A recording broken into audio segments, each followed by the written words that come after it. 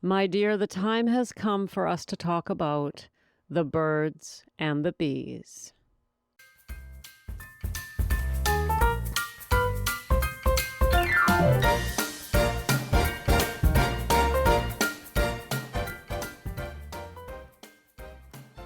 Hello, gals, and welcome to Sober Living Snippets, where we live alcohol-free so we can heal those relationships, feel youthful again, and ditch regret and shame.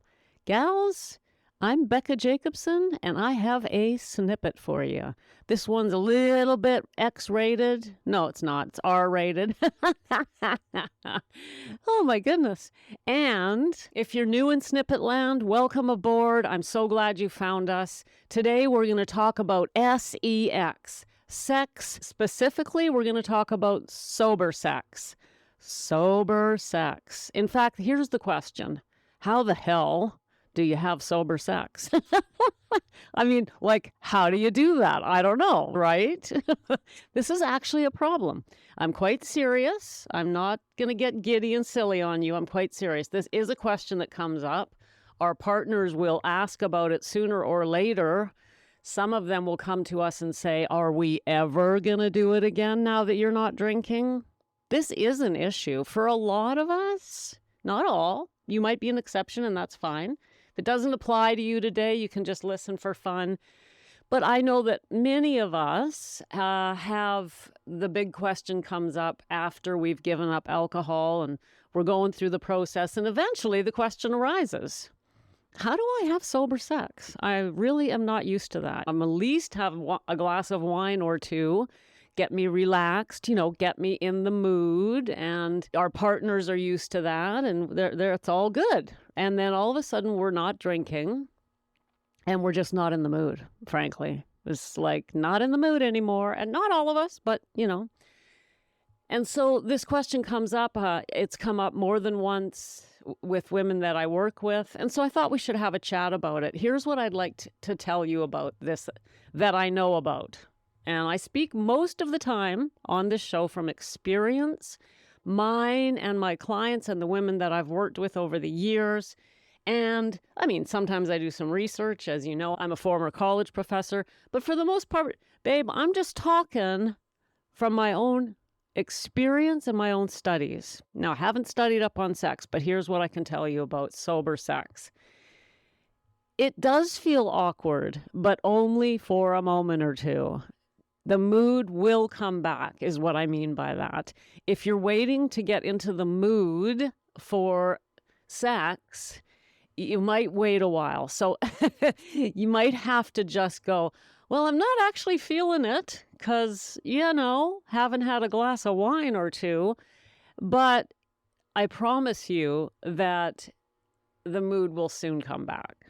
That was my experience, and also other women I've spoken with. What I mean is, I don't think it's fair of us to ignore our partners on this level.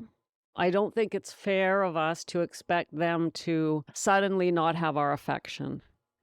At first, for a while, sure, when you're first trying to learn how to live alcohol-free, but once you get going, our partners should not be ignored, and their needs should not be ignored. And I think it's really important that we show up for them so that they're not feeling loneliness or neglect. And so if you're kind of waiting around for the mood to strike, I'm going to gently suggest that you not wait for the mood to strike, but just give her a whirl, and you'll probably find that the wine wasn't what was making it beautiful. It really wasn't. That's what I found. I thought it was the alcohol, and the alcohol had nothing to do with it. And as a matter of fact, turns out the alcohol didn't help at all. And we could take this beyond sex. We can talk about sometimes we do things with our loved ones when we've had a few drinks that we kind of stop doing when we stop drinking. The sex is one example. Have you ever sat around and played cards while having a few drinks? And now you just don't want to do that, or maybe a game, or you get silly and right? You know what I'm talking about? So sometimes when we get sober, we can lose our ability to play, our ability to have fun, our ability to be there with our loved ones. And in the beginning, in early sobriety, this might, okay, fine, I'm just not feeling it. But do expect to show up and have fun again. I really think it's unfair of us to use the fact that we're living alcohol free as I'm sorry, but I'm just not into it because, without my wine, I really couldn't possibly sit and play a game of crib with you because, where's the wine, or whatever the routine might have been. So your situation will be individual, but I'm guessing you can think of an example of things that you used to do with your significant partner that you just aren't feeling like doing anymore because alcohol won't be there. There are some things in life we do. We bring the booze. That's what we do. We do this and we bring the booze, whether it's going to the beach or going to the park. And I want you to know that all of these things are just as much fun sober as they ever were when you were drinking. So if you find yourself saying, no, I don't want to have sex. No, I don't want to play cards. No, I don't want to go to the beach. I don't want to do any of that because I can't bring my booze. And you might not be saying it out loud, but you're thinking it in your mind. I really encourage you to go anyway. Go anyway. And I really think you'll be surprised to find that it's just as much fun as it ever was. So if you're leaving things out of your life because you don't get to have booze while doing it, my encouragement to you today is to give it a try. Maybe not in the first week or two. Allow yourself to get over that hump.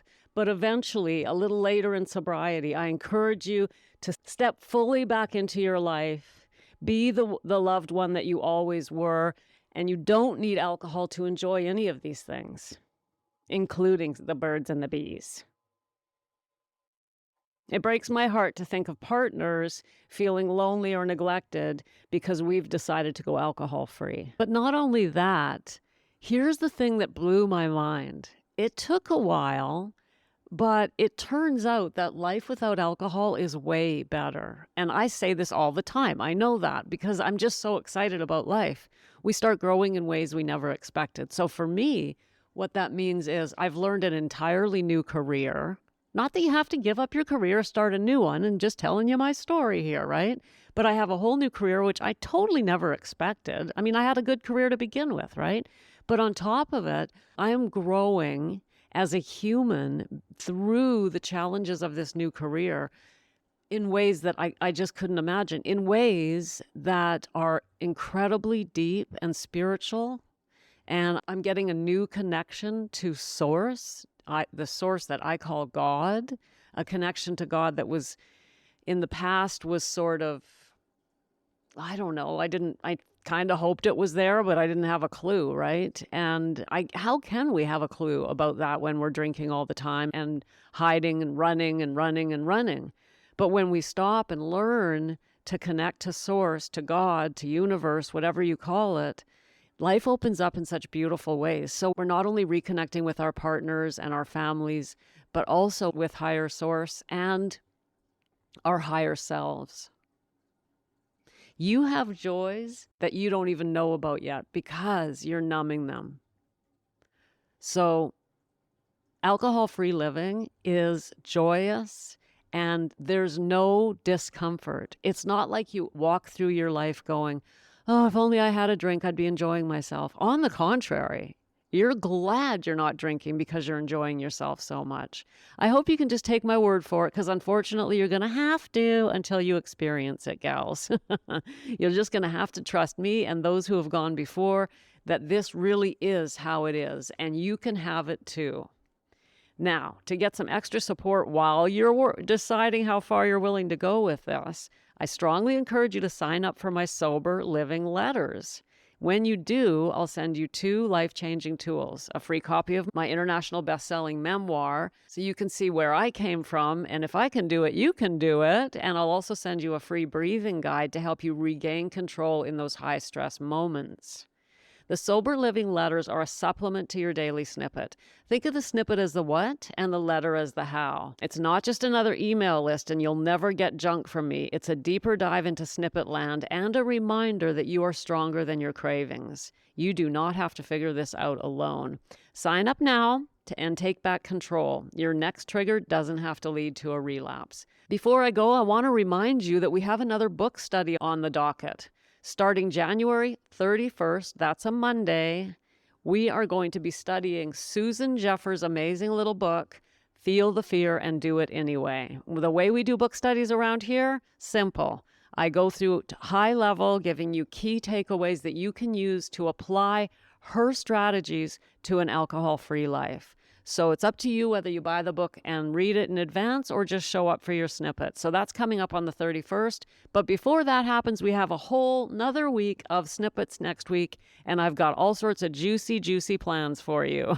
See you then. Have a great weekend.